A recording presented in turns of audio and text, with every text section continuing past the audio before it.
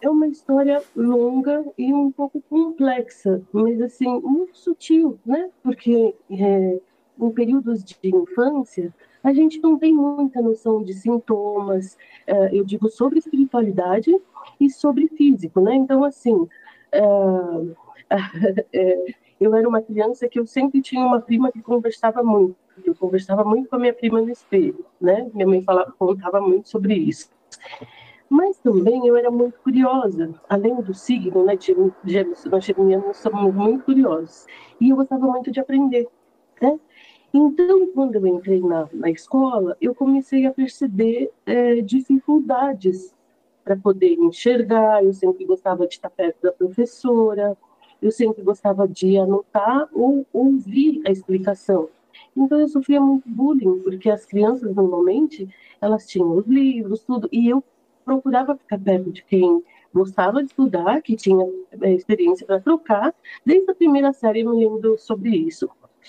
Com o passar do tempo, ali no ensino fundamental e tudo mais, nessa passagem as coisas iam ficando mais sérias, porque assim, cada vez eu ia me adaptando, criando métodos para aprender, sem que eu precisasse depender muito dos livros, sem que eu precisasse estudar para as provas, porque eu entendia, então eu sabia que ele ia trazer para a vida. Isso se agravou muito, né, nos outros períodos, até na fase da adolescência, achava-se que eu tinha a vista cansada e essas coisas, estigmatismo, miopia, que era o que eu tratava na época.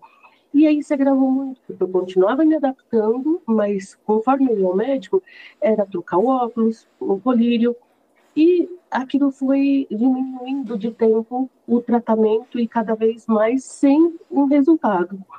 Isso já adolescente, trabalhando, né, tendo dificuldade para trabalhar, para escrever e tudo mais.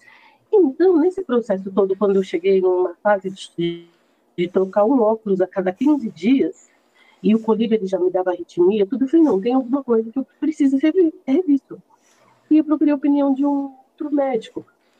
E quando eu cheguei para a consulta, já foi uma coisa assim, meio que desesperadora, porque eles me perguntaram se eu tinha acompanhante, que por que, que eu não fui buscar atendimento antes, e eu achando que seria mais um óculos ou um outro tratamento. Na verdade, eles me disseram que era irreversível, não tinha cura, e que naquele momento o que podia me auxiliar era um banco de órgãos, né?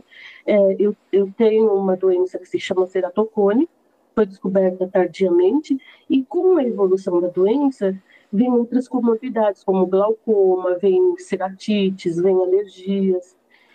Então, eu fui num processo já de muito avançado.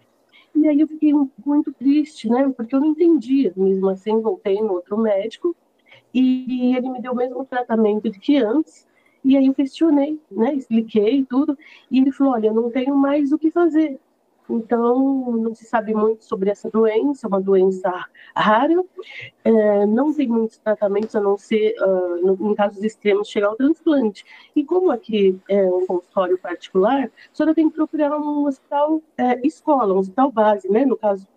E aí foi assim que eu me deparei com a nova realidade.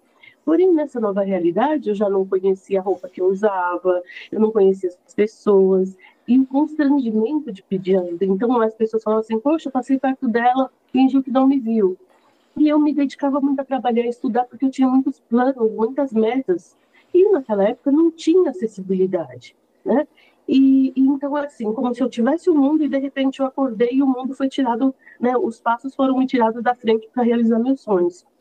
E aí eu comecei a trabalhar, né? Fui condicionada a trabalhar muitas horas na época, porque eu já tinha um déficit. Então, se colocasse uma pessoa no meu lugar, seria mais vantajoso para a empresa. E me inscrevi num banco de órgãos muito assim, sem pé, porque naquela época nem se falava em doação de órgãos, muito menos poderiam dar uma esperança, porque eu estava chegando no estágio avançado, não tinha nem outro paliativo. Fiz todos os procedimentos, esperei, e sempre tem um momento da vida da gente que a gente tem uma revolta, né? E sempre esses processos, a espiritualidade estando ali, me intuindo, eu sempre fui muito intuitiva, eu sempre fui muito sensível. Mas assim, a dor era tanta, né? A desorganização ali buscando um câmera era tão grande que às vezes, quando a gente sente dor, a gente não quer ouvir nada, a gente quer produzir. E um dia eu senti muita tristeza quando eu vi na época o noticiário dizia assim, são 100 mil pessoas em São Paulo ou no Brasil precisando de um órgão, transplante de córnea não tem previsão, precisa compatibilidade, e a ficha não tinha caído porque assim, a gente precisa de compatibilidade, a gente precisa de ter um recurso, a gente precisa de toda uma estrutura para passar por um transplante. E ao contrário do que as pessoas pensam, que é assim, ah, mas é de córnea, a córnea é o único órgão que fica exposto, suscetível à rejeição por qualquer poeirinha, por qualquer organismo estranho, porque fica muito exposto. E fora a sensibilidade, você imagina, a gente leva 12 ou 15 pontos, e quando aquilo abre, a gente tem que ir para o pronto-socorro. Imagine uma coisinha no olho, um ponto aberto ali cortando. Então, todas as sensações, mexe com o estômago, desconforto, e eu superei. E chegou, né, o dia que eu fui brigar com o sagrado. Porque sagrado, eu tenho que ficar passando por isso, 100 mil pessoas, eu não vou conseguir chegar nessa fila, porque eu já corria risco de coçar e tirar o globo ocular. E aí me revoltei aquela noite, sabe? Eu chorei muito, eu tinha que subir um lugar escuro no quarto que eu dormia, e ali eu fiquei quase que de joelhos. Aí no outro dia eu acordei revoltada. Era uma sexta para sábado, eu falei, hoje eu vou comer tudo que eu posso, porque a gente tinha que andar paramentada para qualquer momento que chamasse a gente deixar onde a gente tivesse para o transplante. E hoje eu vou comer o que eu quero, que eu tenho vontade, já que vai demorar 100 mil pessoas. E fui, né? No horário de almoço, pedi ajuda para as amigas. A gente foi num restaurante, eu adoro pudim, tinha pudim de grátis, comi pudim que vinha com a calça aberta. Aí quando eu voltei, a recepcionista falou assim, olha, tem um tal de um médico de um transplante ligando aí, deixei no telefone o recado lá na sua mesa. Quando ela falou isso, eu falei, nossa, a discussão que eu tive ontem deu ruim para mim, né? Porque eu briguei e hoje já veio, não sei. E aí eu tinha deixado tudo em casa, precisei me deslocar, e tem horas, você tem um prazo para chegar para não perder o órgão. E aí já foi aquela gritaria, aquela confusão, na época não tinha Uber, tive que ir de táxi, cheguei lá, já comecei, né, pensando, falei, não vai dar certo, porque eu fui muito má, pela primeira vez eu discuti, eu questionei. E ali foi o primeiro encontro sério, assim, porque quando me internaram, né, no caso minha mãe, minha tia, tudo, eu já vi, meu médico falou, você não está em jejum, então a gente vai ter que deixar esperando. E eu já fiquei internada e o setor só tinha pessoas desenganadas, gemendo, e eu ia buscar ajuda para essas pessoas, eles diziam que elas já estavam medicadas e que aquilo ali era questão de dias.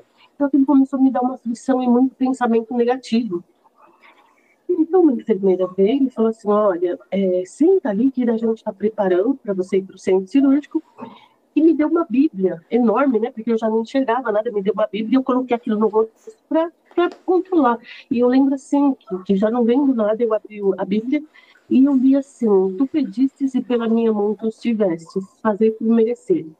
Então, foi o primeiro, né? Falei, nossa, é verdade, eu pedi, eu questionei, e eu tive no outro dia. Então, comecei a entender como que a gente questionando a espiritualidade, sinceramente, ainda que não tratada, como a gente acessa. E aí foi um processo, né? Eu fiz o transplante, já veio o processo de um coma breve, mas o coma ele é assim, a gente ouve, a gente sente, a gente só não se comunica, né? E ali começava um processo doloroso, porque eu tinha que voltar a trabalhar, porque eu achava que o transplante curava. E só depois que a gente transplanta, eles dizem que é um tratamento para a vida, medicações contínuas, e naquela época a gente tinha que pagar até a preservação do órgão. Imagine a medicação, né? Imunossupressores. E aí eu tive que sair seria um repouso de 6 meses num quarto escuro, com toda a medicação, tudo. E eu não poderia, porque eu não teria como manter o tratamento afastada do meu trabalho. Então, mais uma vez, eu corri o risco, me colocaram num lugar que não era apropriado, e aí, como eu trabalhava com computadores, aquilo afetou mais a recuperação, e aí foi um processo já, né? A cirurgia em si ficou muito bonita, mas o processo de recuperação, ele foi muito conturbado. E aí vem o quê, né? 2 anos depois, toda aquela conturbação, e eu já sempre confiando. E eles dizendo, não tem problema, não vai avançar no outro olho, tudo, mas você vai ter que ter a regra para o resto da vida. E quando a gente faz esses tipos de tratamentos, exames, tudo, a gente tem que fazer todos os exames para não correr nenhum risco de perda do órgão, de rejeição, não pode, tem que estar tudo alinhadinho. E de repente, 2 anos depois, o que acontece? Nina vai levar a irmã no médico, né? Porque a irmã não estava bem, tudo.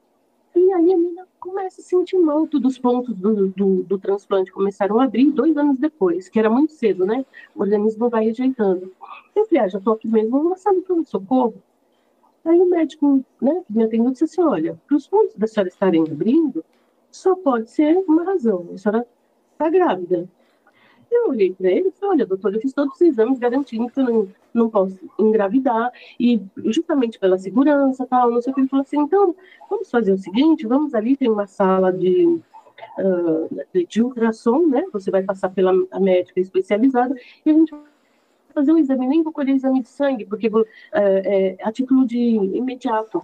Quando eu entrei nessa sala, tranquila, né? Fui relaxada.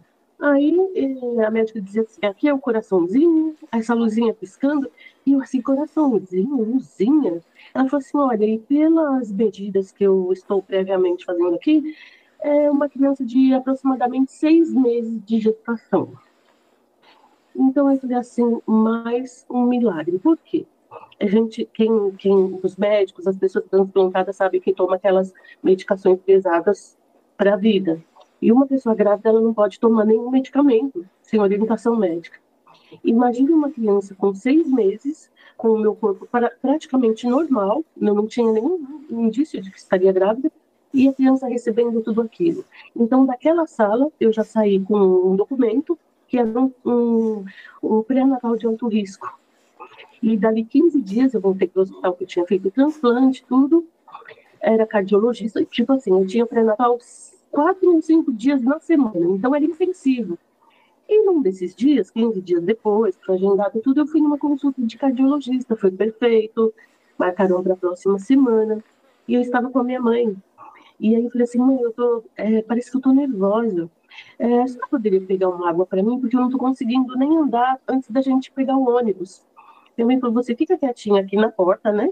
E eu vou pegar uma água ali e já venho. Quando minha mãe voltou, eu já estava na emergência. Eu tive uma parada cardíaca por conta de arritmia na porta do hospital, saindo da consulta de cardiologia. E aí eles fizeram as manobras de ressuscitação, tudo. Porém, dali eu internei. E fiquei até 2 meses mais depois de que meu filho nasceu. E o que os médicos diziam? Provavelmente seria uma criança mal formada, por tudo aquilo que estava passando, a medicina não entendia, e que no risco da mãe eles sacrificam a criança. E eu não conseguia aceitar aquilo pela forma que aconteceu. Foi uma forma surreal, como tudo na minha vida. Então eu não tinha autoridade para assinar um sacrifício e não permitir que minha família fizesse isso. E aí vem todo o abandono, né? Quando você está no hospital, você não tem amizades, acaba tudo ali, é você, sua consciência e sobrevivência. E fiquei ali cada vez mais sofrendo. Os médicos já diziam que eu não poderia ter anestesia, que o parto seria difícil, mas eu tinha uma fé. E eu fiquei numa ala que cada dia que tirava uma pessoa, a gente já sabia que não voltava mais, tão grave. E eu fiquei assim até o nono mês, porque eles induziam uma medicação que é muito comum usada para que a criança nasça, porque para poder ajudar, porque eu não tinha forças. E eu falei, mãe, amanhã você vem para me visitar, leve minhas coisas hoje, porque amanhã eu já acho que eu não estou mais aqui. Mas eu não tenho força mais. Mas façam de tudo para cuidar dessa criança se eu faltar, porque era um desengano total mesmo. E eu já não tinha força física. E me mandaram, fiz 10 ultrassons naquele dia e não tinha nada. Quando amanheceu outro dia, véspera de feriado, meu prontuário não subiu. O que eles fizeram? Me anestesiaram. Então, eu fiquei um bom tempo sofrendo, porque eu não podia tomar anestesia, entrei em choque. E o parto foi forte, foi muito sofrido. Então, eu entrei em coma. Dali foi mais difícil, né? Porque além da dor, além de tudo que eu estava passando antes, veio coma. E quando eu acordei desse coma, eu lembrava que quando as mães pediam para tomar banho, a criança viria. E se reuniam muitos médicos, psicólogos e um bercinho vazio. E eu tinha muita curiosidade para saber. Aí elas vieram, porque eu tinha propensão de ter uma menina. Todos os exames, mais de 20 exames, não vi o coração, ele não tinha sinal vital, mas era uma menina, que era um exame muito potente na época que via tudo. Cadê minha menina? Quando eu acordei, eles me disseram que era um menino e que ele estava sendo alimentado durante todo esse tempo e que, em vista de tudo que sofreu, ele nasceu muito bem. E aí eu pedi para tomar banho para ver a criança, porque quando a gente toma banho, tudo, né, eu levo, a gente vê a criança. Aí me levaram na cadeira de roda, quando a água bateu na minha cabeça, eu voltei para coma, porque deu um choque ali. E ali eu tinha um motivo para sobreviver, uma criança que era um anjo para cuidar, porque eu já andava muito desmotivada com tudo, eu não tinha uma razão, né? E aí quando eu saí do hospital, a gente descobriu que a gente não tinha para onde voltar, porque eu já estava dada como desenganada, tudo, e eu tive que recomeçar e parar um pouco o meu tratamento, porque ele nasceu como um milagre. Eu passei por um milagre, mas ele tinha sequelas das desfibrilações, de todas as manobras que eu passei. Então, o coração dele nasceu de forma diferente, precisava de um cuidado. Graças a Deus, criou bem, homem, saudável, tudo. Mas foi uma luta de ressignificar e ter que voltar a fazer meu tratamento agora na fase adulta, porque a gente sempre prioriza os filhos, né? Principalmente quando é criança. E aí eu pensando que eu já tinha passado por todas as coisas, né? Milagre e tal, coma, superação, porque a cegueira, ela foi evoluindo e eu tentando me adaptar. Eu sempre fui muito adaptativa. E aí chegou uma época em 2012, quando dizem que o mundo acabou, né? Em 2012 eu tive uma febre por um período e ninguém justificava se era dengue, o que era. Eu sei que eu passei, tipo, desenganada na cama sem me mover e, de repente, eu comecei a levantar. E nesse levantar, 15 dias depois, novamente, eu colapsei. Aí eu tive um problema renal, tive uma série de coisas. E eu tenho uma amiga que é uma amiga, eu costumo dizer que eu devo ser um aborto que ela fez noutra vida, porque ela nunca me abandonou e está comigo até hoje nessa jornada. E ela foi comigo e a médica falou: olha, se eu não ligar para um hospital de referência, não tem o que fazer, porque a gente não está sabendo e colapsou. Coração, rim, está entrando em falência. Talvez por conta da febre, né? E eu já tinha o problema cardíaco. E dali então fui parar no outro hospital de base, a gente foi para acampar, época de Natal, tudo. E, a princípio, eu fui tratada com artrite, com doença autoimune, porque são doenças que precisam ser descartadas para ter um diagnóstico. E é muito difícil encontrar e definir uma doença autoimune, porque os processos e sintomas são muito parecidos. E aí, fazendo tudo isso, tomando medicação pesada até hoje, tramadol, essas coisas todas, né? E nada. Aí vem a Covid, né? Precisava ver mais nada, veio a Covid, a orientação é para a gente ficar em casa, porque não se sabia o que fazer, e foi bem no auge, 2020, eu por um acaso, minha irmã foi fazer um teste de Covid, porque a empresa solicitou ela e as pessoas que moravam ou tivessem contato. E nós fomos detectadas com Covid. E mesmo as pessoas, os médicos, não acreditando que eu passaria pela Covid, naquele período que estava todo mundo indo embora e tudo, então eles não acreditavam, mas foi confirmado e eu já estava num processo de. Meu organismo estava se autodefendendo. E o da minha irmã ainda estava no processo inflamatório. E aí, naquela época também, você curou? Ótimo, então vai para casa, tudo bem, amor, vai vivendo. Porque não tinha o que fazer, não se sabia. E eu sempre brinco, digo assim, parece que devolveram a alma, o corpo trocado, porque eu não me reconhecia.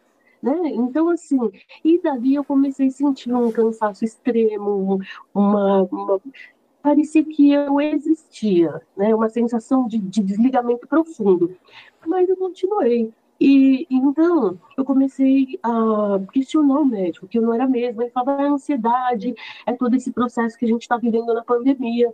E cada vez mais caindo, desmaiando, até que eu conversei com outro médico do mesmo hospital de base, Porque quando eu fui me trocar, eu não percebi. Aí meu filho falou, mãe, você perdeu muito peso e tem um nódulo na sua clavícula. E aí eu falei, doutor, o senhor consegue ver se tem um nódulo? Porque eu não tenho sensibilidade nas mãos para sentir. Quando ele viu esse nódulo, ele me pediu exames de imagem.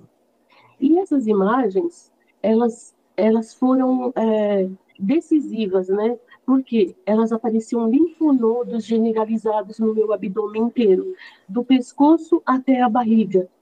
Então, o susto foi, aquilo poderia ser algo muito grave, terminal, sem tempo para nada, ou aquilo poderia ser uma infecção, uma inflamação que meu corpo não combateu, e meu corpo, o meu pulmão, né, com exames mais detalhados, né, porque aí ele já, com um comprometimento maior, todos os órgãos, mas pulmão e coração, eles estavam excessivamente comprometidos, por isso o cansaço.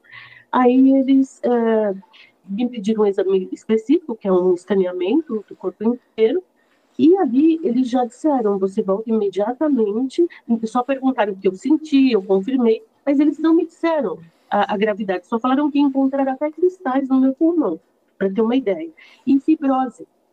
Então, o que eu tinha, tipo assim, na verdade, eles nem sabiam se eu sobreviveria até chegar o resultado do exame por conta daquela situação. E isso foi, tipo assim, esse processo todo, no 2020, 2019, 2020, 2021, já estava passando por isso. E aí, não, eles pararam tudo, falou, não podemos falar porque somos médicos de exame, vá para o médico, que precisa dar continuidade. Aí eles me pediam muita biópsia por conta desses linfonodos. Então o médico via, né, os lugares da biópsia e falava que estava tudo bem, mesmo eu com o exame. E aí eu falei assim, bom, eu tentei de tudo, ele não me atende, o que, que eu faço agora? Eu vou pro dia da consulta, que já está perto, já tomei a vacina da Covid e tal, a terceira dose. Cheguei lá numa época de dezembro, época de festa, já cheguei lá muito cansada, mas falante, brincando com toda a turma, mas meus sinais vitais eles estavam muito baixos. Coração 30 por minuto, pressão arterial por volta de 8 por 5, 8 por 3, se não me engano. E a minha consulta era às 13 horas. E eu cheguei às 11, né? E falei, não vou almoçar, porque aí agiliza, não atrapalha a minha amiga. E depois só Feliz Natal. Pois é, das 13 horas ele vinha e dizia, tô vendo o prontuário, tô vendo isso, tô indo ali. Me chamou às 17 horas. E eu cansada, mas ali firme, né? Eu queria água, queria banheiro, mas queria ir embora. E quando ele me chamou, eu estava com a antecipação dos exames da mão, e falei, doutor, eu tenho os exames aqui, que eu tentei encaixe, não consegui. Ele falou, não, eu passei a tarde inteira vendo seu prontuário, porque é muito extenso e tá tudo perfeito. Tá tudo normal, eu vou imprimir suas receitas, aí a gente vai de férias, vou marcar pro ano que vem. E eu ficava assim, né, confusa, né? Eu olhava para minha amiga, né, na direção dela, sem entender. E aí ele falou assim, a senhora pode esperar lá fora, que eu vou imprimir as receitas. Quando ele falou isso, eu falava, eu não consigo levantar, doutor, não consigo. Aliás, eu cheguei aqui, é, meu coração estava a 30 por minuto, tudo, e eu estou esperando chamar. Porque para mim, eu fui tão acostumada a resistir à dor, a ser questionada, que para mim aquilo vai chegar a minha hora, eu vou ser atendida e né, sabe assim? E outra, quando a gente está nessa situação, desse processo de colapso, a gente não tem um raciocínio assim, né? A gente vai ficar muito lenta. Então, quando eu falei isso, ele já tirou a máscara, né? Pegou o meu pulso, depois ele pegou o estetoscópio, daí eu vi ele tirando o jaleco, e ele falou, olha, eu tenho que te pedir um eletro, mas todo mundo já foi embora, porque passou muito do horário para eu te chamar. Eu falei, não entendi.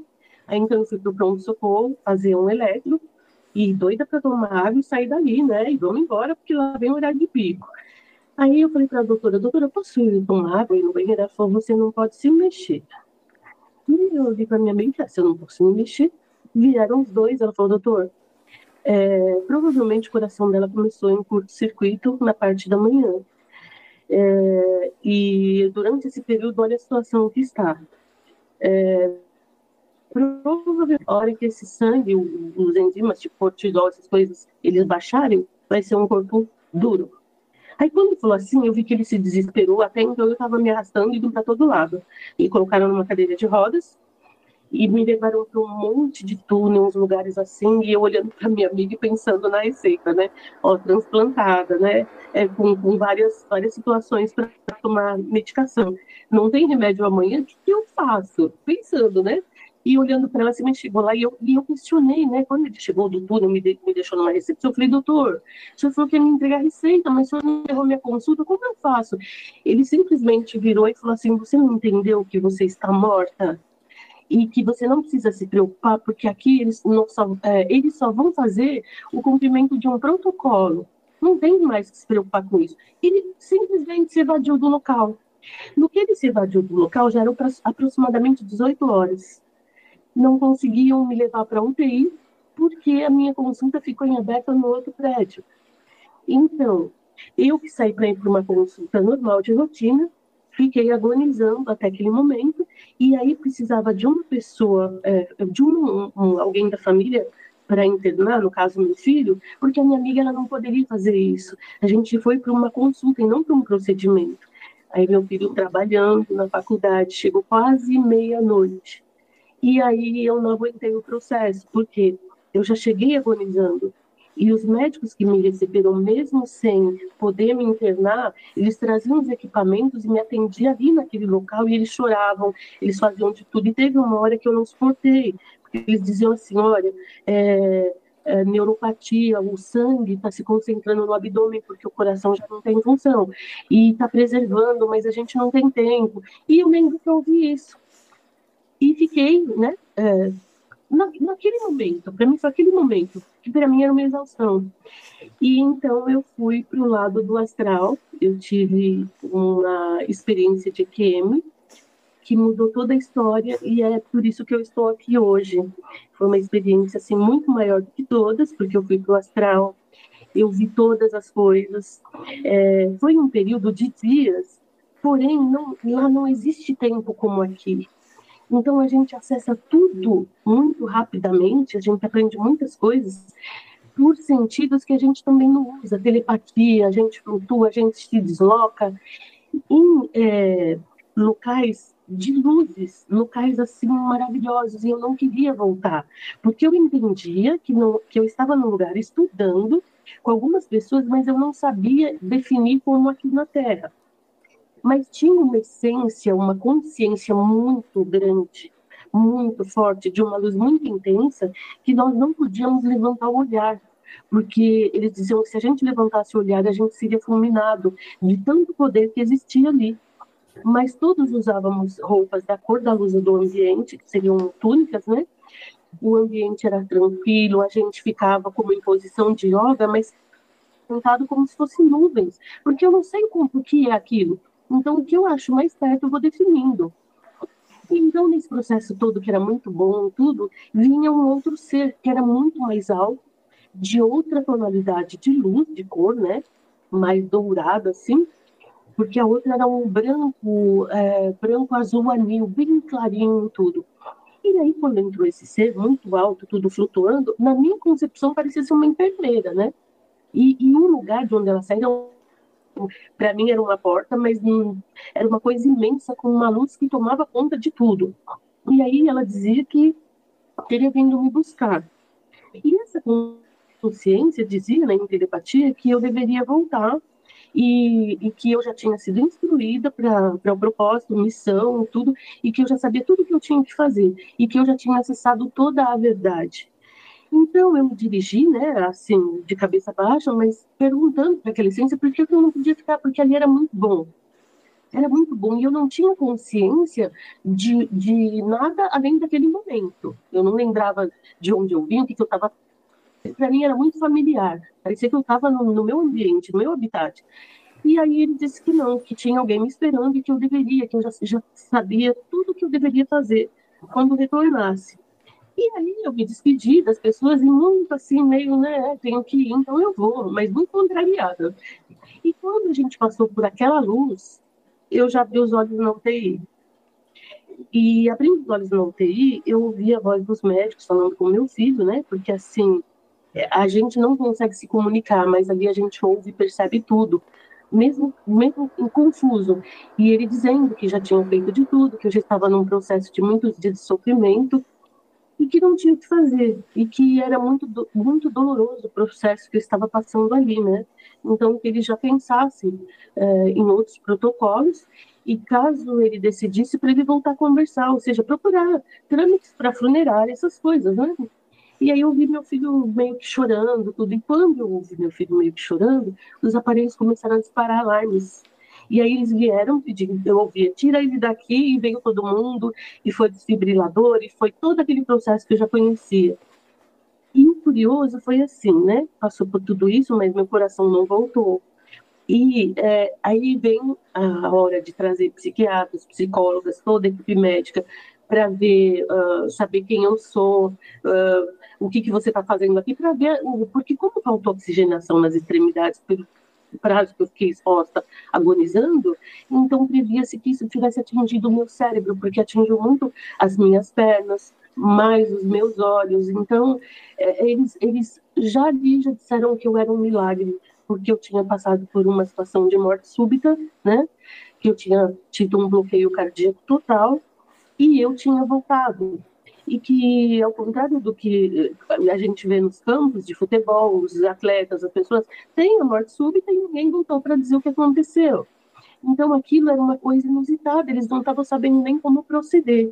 Mas discutindo por alguns dias, eles chegaram à conclusão que havia tentativa de colocar um dispositivo, um marca-passo ou alguma coisa que pudesse fazer a função cardíaca, porém sem anestesia, porque um coração parado recebendo anestesia é muito complicado por danificar, né, por poder danificar o cérebro.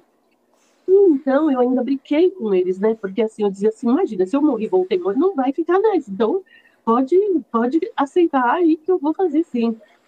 E eu comecei a ter as lembranças, né? Do astral, do que eu vi, da verdade, sobre o nosso amado Mestre Jesus, sobre a nossa essência, sobre o que a gente está vindo fazer aqui.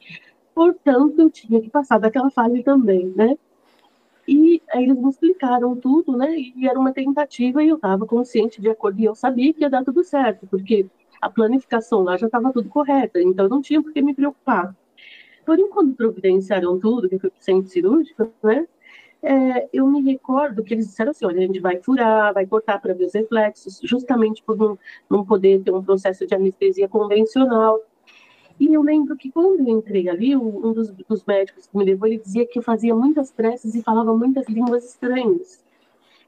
E aí eu acordei com ele pedindo licença, porque estava no momento de ver meu curativo, e para mim eu ainda não tinha nem passado pela cirurgia, então eu não senti nada, eu não vi nada, e só perguntei para ele como as pessoas que estavam lá estavam vestidas, porque aqui na matéria eu não enxergo, e estava muito comprometida por esse processo todo. E onde eu estive, eu enxergava plenamente, desenvolvia todos os sentidos e alguns. E no centro cirúrgico eu vi essas pessoas. E aí ele me disse que eu falava umas línguas diferentes, que eu fazia preces, e que o tempo todo, até aquele momento, que já eram 18 horas, né, eu fui de manhã, que ele teve que me acordar sentindo muito para ver o curativo, porque eu não parei daquele transe. E aí, quando eu perguntei das pessoas que estavam, ele falou, não, eram pessoas com roupas verdes, azuis, tudo.